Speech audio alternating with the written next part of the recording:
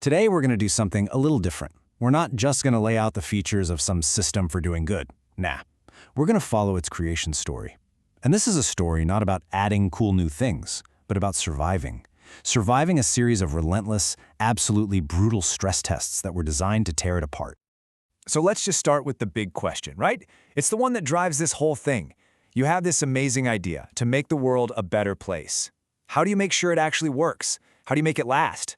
Well, the answer is probably not what you'd expect.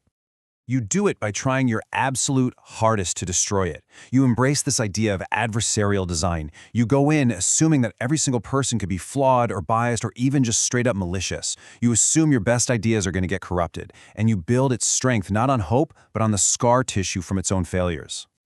So, where did this all begin? Well, it didn't start as some unkillable fortress. It started as something simple, something optimistic. It started as a game.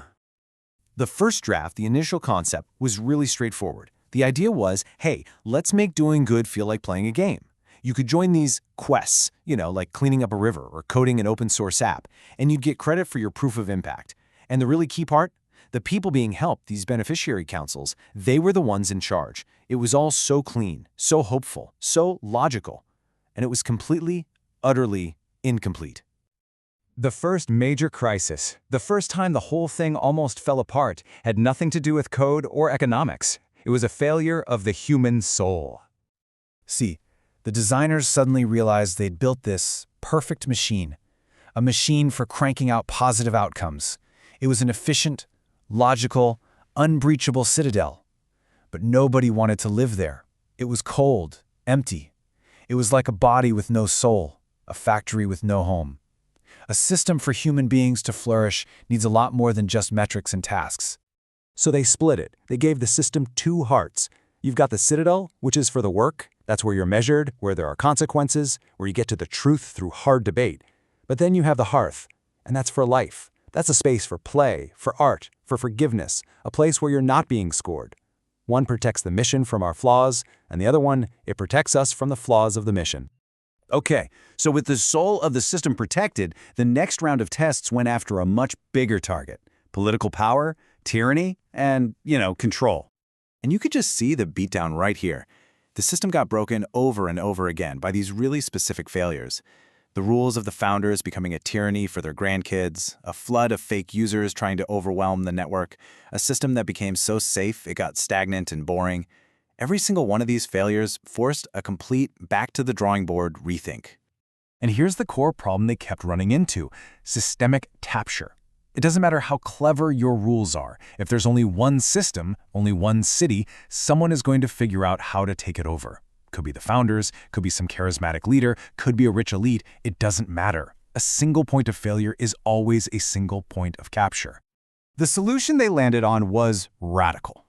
Instead of trying to build one perfect city that no one could escape, they baked in the ultimate freedom, the right to leave. They called it the axiom of the fork. It means anyone, at any time, can copy the entire system, the history, the tools, everything, and start their own version. This makes real tyranny basically impossible, because the second a leader becomes a dictator, people can just leave, and they take their entire world with them. Suddenly, the right to leave is way more powerful than the right to vote. All right, so the next crisis wasn't about raw power. It was about fairness. It was this really subtle bug that accidentally created a whole new kind of aristocracy. Okay, so the system rewarded contributions with credits, and those credits went towards earning your citizenship. But here's the problem. A surgeon doing 1 hour of high-skill work could earn 10 times the credits of a janitor sweeping floors for that same hour. And the result? The elite professionals were becoming citizens over a weekend, while the working class was stuck in this endless grind, too burnt out to even think about governance. Efficiency was literally killing solidarity. So, how'd they fix it?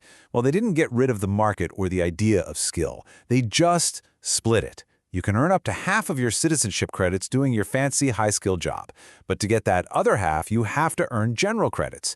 And you can only get those from doing common, unskilled labor, the kind of work that anybody can do. They called it the rule of mud. I love that.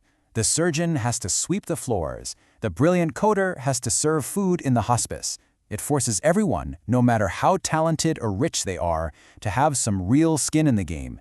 to share in the same humble work, and that builds a kind of solidarity that pure efficiency could never, ever create. So, after all of that, after surviving these spiritual, political, and economic attacks, what did this simple little game for good end up becoming? It evolved. You can see it here. It went from being this rigid game to a living commons. Then it became like a mycelial network, a bunch of interconnected communities, not just one big city. From there, it became a protocol, a set of rules for protecting human-scale relationships. And finally, all those complex rules got compressed down into this simple, unbreakable crystal core of first principles. This whole brutal journey forged this philosophy of what you'd call anti-fragility.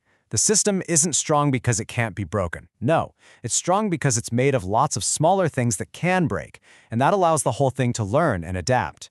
It starts to see dissent not as a problem, but as a free audit, and its strength isn't measured by how it resists attack, but by how it learns and gets stronger from being attacked. So what's the big takeaway from all this? The final blueprint wasn't some perfect finished machine handed down from on high. It was an invitation.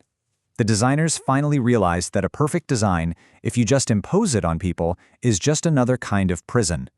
The true strength of the system wasn't in all of its clever rules. It was in that final realization that, okay, the design part is over. Now the truly hard part, the work of actually living it, was just getting started.